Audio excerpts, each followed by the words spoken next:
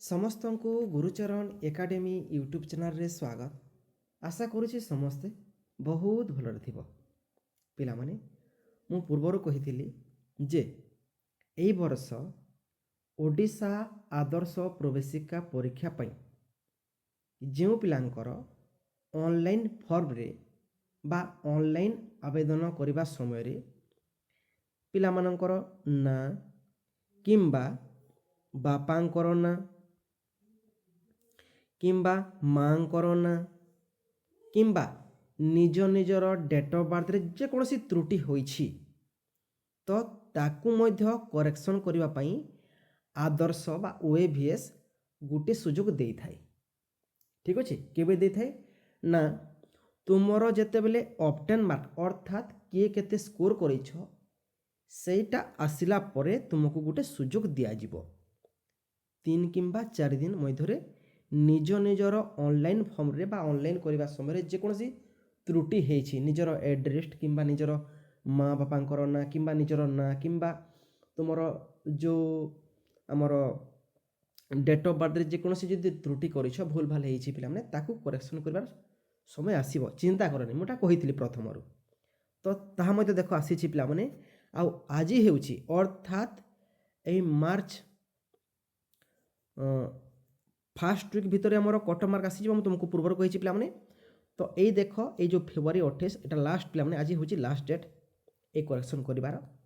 ଠିକ୍ ଅଛି, ତ କେମିତି କରିବ କ'ଣ କରିବ ସେଟା ମୁଁ ତୁମକୁ ଅଲରେଡ଼ି ଏଠି ଆକୁ ମାନେ କହିବାକୁ ଯାଉଛି। ଠିକ୍ ଅଛି, ତ ଦେଖ এইটা ହେଉଛି ଦେଖ ପିଲାମାନେ ଗୋଟେ ଆମର ନୋଟିସ୍ ଆସିଛି। ଠିକ୍ ଅଛି, ତ ଦେଖ କ'ଣ କହୁଛି। ହଉ,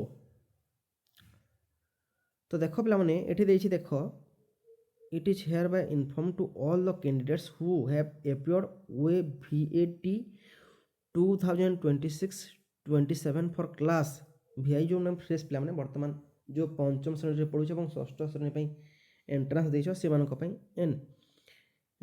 lateral entry for class ସପ୍ତମ ଅଷ୍ଟମ ଏବଂ ନବମ ପାଇଁ ଯେଉଁଟାକି ତୁମର ମାନେ କରେକ୍ସନ୍ କରିବା କଥା, ଯେଉଁଠି ଯେଉଁ ତ୍ରୁଟି ରହିଛି ପିଲାମାନେ, କ'ଣ ତ୍ରୁଟି ରହିଥିବ ନା ପିଲାଙ୍କର ନାଁ, କ୍ୟାଣ୍ଡିଡେଟ୍ର ପିଲାମାନେ ବାପାଙ୍କର ନାଁ କିମ୍ବା ମାଆଙ୍କର ନାଁ କିମ୍ବା ସୋସିଆଲ୍ କାଟେଗୋରୀ ଯେଉଁଟାକି ଯେକୌଣସି ତୁମର ମାନେ କାଷ୍ଟ ସାର୍ଟିଫିକେଟ୍ ଯେଉଁ ରେସିଡେଣ୍ଟରେ ଯେକୌଣସି ତୁମର ଭୁଲ ଭାଲ ହେଇଛି ପିଲାମାନେ।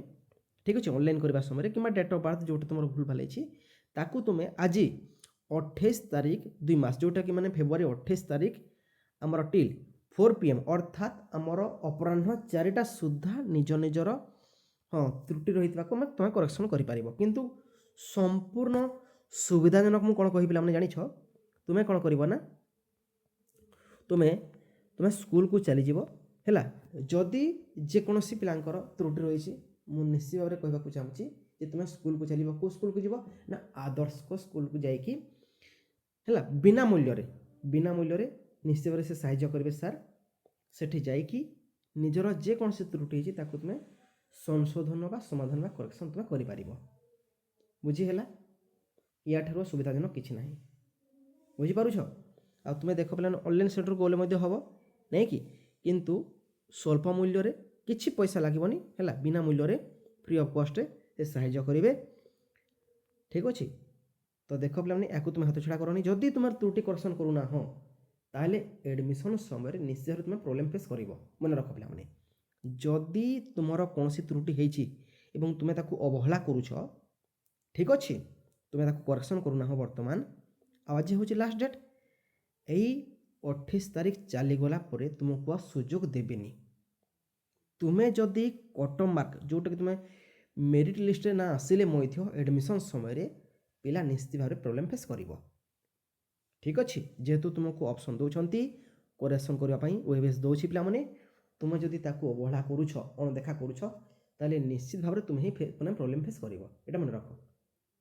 ଠିକ୍ ଅଛି, ତ ଆଜି ଏଇ ଫେବୃଆରୀ 28 ଅପରାହ୍ନ 4ଟା ସୁଦ୍ଧା ନିଜର ଯାହା ବି ଭୁଲ ହେଇଛି ଅନଲାଇନ୍ ଫର୍ମରେ ଆଜି ହିଁ ଯାଇକି କରେକ୍ସନ୍ କରିନିଅ ପିଲାମାନେ।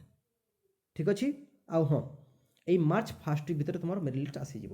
आ मात्र 2 ରୁ 3 दिन मध्य तुम मेरिट लिस्ट आसीज पे चिंता करनी है गोटे सप्ताह मध्य धरी गोटे सप्ताह ठीक अच्छे तापर हाँ फास्ट वीक मध्य मार्च फास्ट वीक मध्य तुम नवोदय रिजल्ट आसवाक जाऊँगी ठीक अच्छे बहुत बढ़िया आ हाँ मन रख पे ये वार्षिक परीक्षा आम गुरुचरण एकाडेमी यूट्यूब चैनल द्वारा प्रत्येक दिन आमर गणित विज्ञान सामाजिक विज्ञान इंग्राजी और साहित्यर क्लास करा जाउछि बछा बछा प्रश्न जोगे देउछु तो प्रत्येक दिन क्लास अटेंड करो समस्ते बहुत बढ़िया स्कोर करिवो ठीक अछि रहउछि पुणी देखा हबो आज संध्या 6:30 रे ठीक अछि रहिली जय जगन्नाथ।